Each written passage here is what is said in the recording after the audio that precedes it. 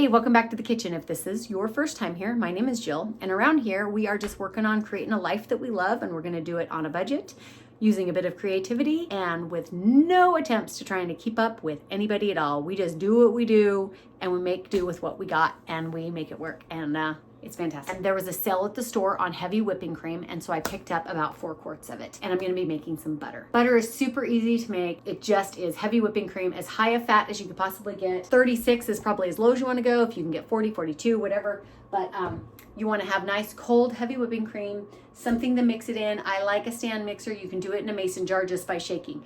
This is gonna take a while. That's why I prefer the mixer over the jar, just because it's a lot to sit and just shake a jar, but it can be done, and I've done it that way. So there's a couple things that I'm gonna try to be preventative because butter is messy in the mixer. I don't have one of those cute little clear lid covers things for my KitchenAid bowl, and so I've never done this before, but I'm gonna try it today. I just simply took a paper plate, I folded it and folded it, and then I cut it, and so I got a circle, and I put it on here, and I put it down, and I started it, and it clears, so we're good there. So I'm gonna put a couple pieces of tape on there and hope that once it starts separating into the butter and buttermilk, that that this eliminates maybe some of the mess. I expect to have still a mess. So I'm still gonna put my towel, which is what I normally always do, is put a towel over this as it's mixing. And that towel will get really gross. That's pretty much it. All we need is heavy whipping cream and then salt. I use salt because I like to put my butter out on the counter. So I wanna put some salt in it. It adds a little bit of flavor, and it kind of helps to where it doesn't mold on the counter. There's a couple of things we want to be very, very, very sure of. Otherwise, we are going to ruin our butter within a day. Stay tuned for the parts that we need to make sure that we go over really well once we get to that stage. So the beginning part, super easy. One tip that I learned that I have not tried for myself yet, I've always used just my whisk, okay? But when you get to the butter stage, the butter is packed up inside here, and so then you're sitting there and you're trying to squish it out and everything. It's not that big of a deal. It's just kind of a pain. But somebody said that once they get to a certain point where it starts to get really thick, that they switch over to their paddle. I'm gonna try it. I've never used this before, so I'm gonna use this until it starts getting thick and then switch. Hopefully it turns out good. I guess we'll find out together if it doesn't. So cold, heavy whipped cream. I'm just gonna pour it in here.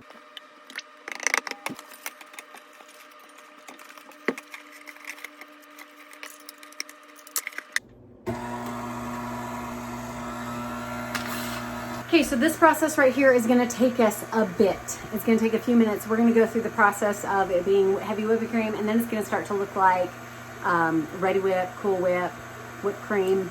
And you could stop right there and add powdered sugar, vanilla, just vanilla, whatever you want to make it whipping cream once it starts getting fluffy and looking like whipping cream. Or you just keep going past that. You don't add anything to it, and you just keep going past and keep going past until it actually turns to butter. You don't want to walk away from this project though, because if you go too far past and the butter and the buttermilk starts to separate from each other and you keep mixing, you're not going to end up with a good product. Okay, so I can see right now the one downside to this paper plate is that I can't see what's happening inside the bowl, so I don't love that. Lesson to myself: if I buy a splash guard for my KitchenAid, it's going to need to be see-through, because this is already kind of driving me nuts that I can't see inside my KitchenAid to see what status it's at. So here we are at about 7 minutes in, and we are past the whipped cream just barely stage, and we're starting to kind of thicken up. It's still white. It has not started to turn yellow, although my lighting might disagree, but it is still white. We're gonna keep going. I've been mixing it on 6. I'm gonna get in there and scrape this down. Okay, so here we are. We are at that stage that I think I'm gonna switch to the paddle, and I'm also going to scrape the sides.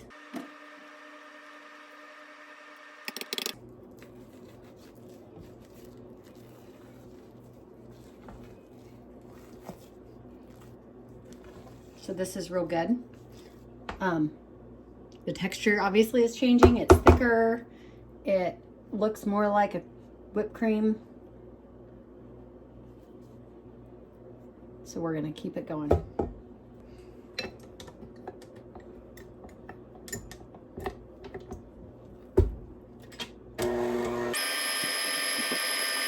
Okay, Okay, I don't know if this is picking it up on camera as well, but I was scraping it down off of the sides, and now it's just sliding down off the sides on its own. So it is definitely morphing, changing, all of that. So it's just a process, and it's a slow one. Okay, it's about 16 minutes in or so, and I'm getting to the point where I need to put my thing back on because it is starting to splash. The butter is beginning to separate. I don't know if you can see that down there. See that little, there's some separation there of the butter and the buttermilk. So I am going to, put the paddle through here, put that on. I'm gonna put this thing back up here and do my best to try to prevent a lot of the splashes. Again, back on 6.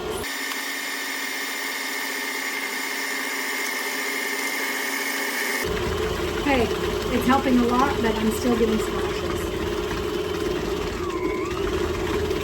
So I'm just gonna put this towel over, and you'll start to see how wet it gets. Woo! Did you see that? Let me get you down here.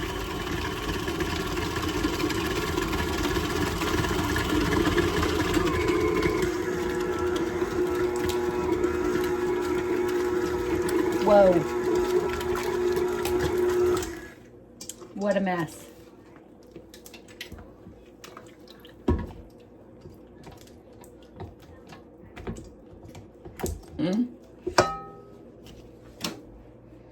What a mess. And I did not salvage any buttermilk from that.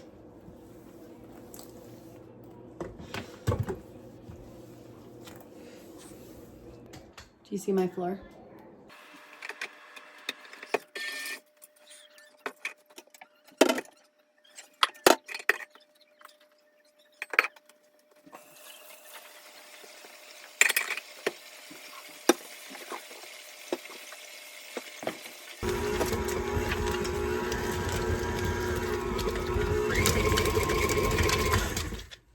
Okay.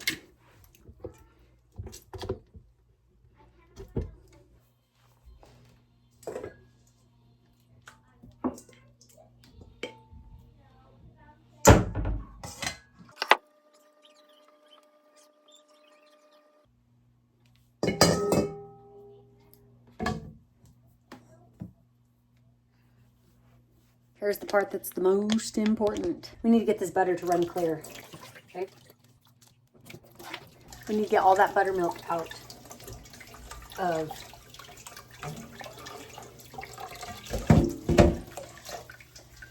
the butter.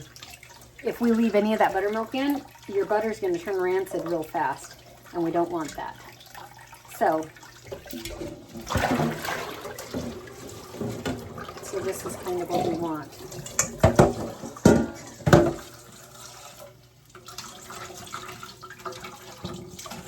You can do this in a cheesecloth or outside of a cheesecloth. Let's face it, this video is probably not going to make it anywhere because that's quite embarrassing when I have buttermilk running every direction on Sunday.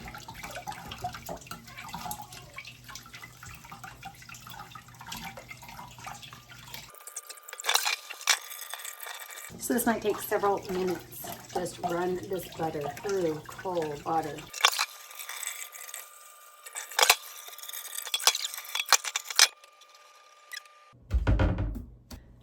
So for salt, this is 1 quart. We're gonna do about 1/4 of a teaspoon of salt for this. Now, if it was a gallon, it'd be a teaspoon, a half gallon, a half teaspoon, a quart, a fourth, and a pint would be 1/8. So I'm just gonna kind of spread that out across there, and now I'm just gonna knead it in.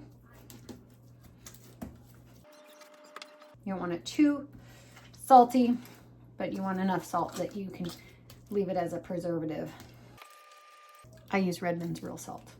Okay, I'm gonna go back to the cheesecloth just to try to get it formed and get some more of that water out.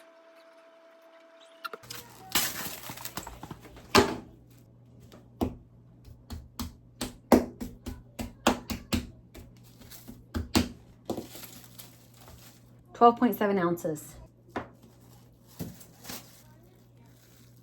And pop these in the freezer.